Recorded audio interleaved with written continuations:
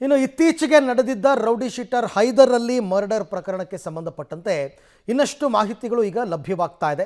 ಕೊಲೆಗೂ ಮುನ್ನ ಹೈದರ್ ಅಲಿಯನ್ನು ಫಾಲೋ ಮಾಡಿದ್ರಂತೆ ಆರೋಪಿಗಳು. ಆತ ಎಲ್ಲಿ ಹೋಗ್ತಾನೆ, ಏನು ಮಾಡ್ತಾನೆ, ಎಲ್ಲಿ ಬರ್ತಾನೆ ಇದೆಲ್ಲವನ್ನು ನೋಡಿದ್ದಂತೆ. ಪಬ್ ಬಳಿ ನಿಂತು ರೌಡಿ ಶೀಟರ್ಗಳ ಚಲನವಲನದ ಮೇಲೆ ಕಣ್ಣಿಟ್ಟಿದ್ರು. ಆರೋಪಿಗಳು ಫಾಲೋ ಮಾಡಿರುವ ದೃಶ್ಯ ಈಗ CCTVಯಲ್ಲಿ ಸರಿಯಾಗಿದೆ. ಸುಪಾರಿ ಕೊಟ್ಟು ಹೈದರ್ ಕೊಲೆ ಮಾಡಿರೋದು ಕೂಡ ಬಹಿರಂಗವಾಗಿದೆ. ಪೊಲೀಸರ ತನಿಖೆಯಲ್ಲಿ ಸ್ಫೋಟಕ ಸತ್ಯ ಈಗ ಬಹಿರಂಗವಾಗಿದೆ.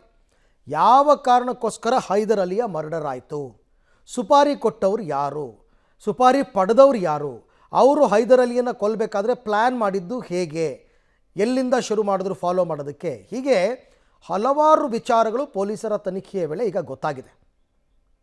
ಇನ್ನೂ ತನಿಖೆ ಮುಂದುವರೆದಿದೆ. ಬಟ್ ಈಗ ಗೊತ್ತಾಗಿರ್ತಕ್ಕಂಥದ್ದು ಸದ್ಯಕ್ಕೆ ಇದು ಹಳೆಯ ವೈಷಮ್ಯ, 10 ವರ್ಷಗಳ ವೈಷಮ್ಯ ಅಂತೆ. ಯಾರೋ ಇನ್ನೊಬ್ಬ ಈತನನ್ನು ಕೊಲ್ಲಬೇಕು ಅಂತ, ಈತನು ಮತ್ತೊಬ್ಬನನ್ನು ಕೊಲ್ಲಬೇಕು ಅಂತ ಪ್ಲ್ಯಾನ್ ಮಾಡಿದ್ದ.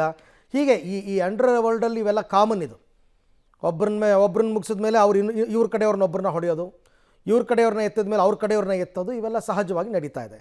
ಈ ಬಗ್ಗೆ ಮತ್ತಷ್ಟು ಮಾಹಿತಿ ನನ್ನ ಕೊಲೀಗ್ ನಾಗೇಶ್ ಅವರಿಂದ ಪಡ್ಕೊಳ್ಳೋಣ. ನಾಗೇಶ್, ಈಗ rowdy sheeter Haider Ali murder ವಿಚಾರಕ್ಕೆ ಸಂಬಂಧಪಟ್ಟಂತೆ ಪೊಲೀಸರಿಗೆ ಗೊತ್ತಾದಂತಹ ಸತ್ಯಾಂಶಗಳು ಏನೇನು?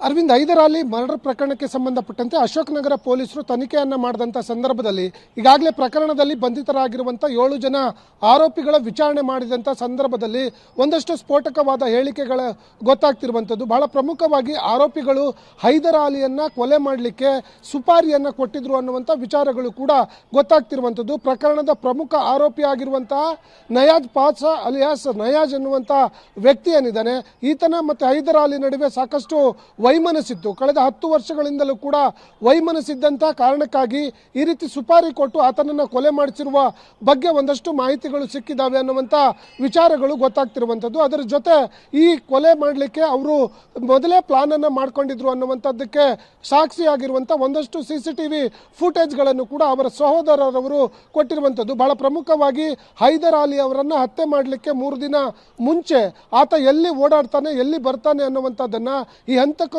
ವಾಚ್ ಮಾಡಿದ್ದಾರೆ ಅನ್ನುವಂಥ ಒಂದಷ್ಟು CCTVಗಳು ಈಗ ಹೊರಗಡೆ ಬರ್ತಿರುವಂಥದ್ದು. ಹಾಗಾಗಿ ಈ ರೀತಿ ಸುಪಾರಿ ಪಡೆದೇ ಈತನನ್ನು ಕೊಲೆ ಮಾಡಿರ್ಬೋದು ಅನ್ನುವಂಥ ಶಂಕೆ ಈಗ ವ್ಯಕ್ತವಾಗಿದ್ದು, ಅದಕ್ಕೆ ಸಂಬಂಧಪಟ್ಟಂಥ ಒಂದಷ್ಟು ಆರೋಪಿಗಳಿಗೆ ವಿಚಾರಣೆ ಮಾಡಿದಂಥ ಸಂದರ್ಭದಲ್ಲಿ ಪುರಾವೆಗಳು ಕೂಡ ಲಭ್ಯವಾಗಿದ್ದಾವೆ ಅನ್ನುವಂಥ ಮಾಹಿತಿಗಳು ಈಗ ಪೊಲೀಸರ ತನಿಖೆಯಿಂದ ಗೊತ್ತಾಗ್ತಿರುವಂಥದ್ದು. ಅರವಿಂದ್, ಸರಿ.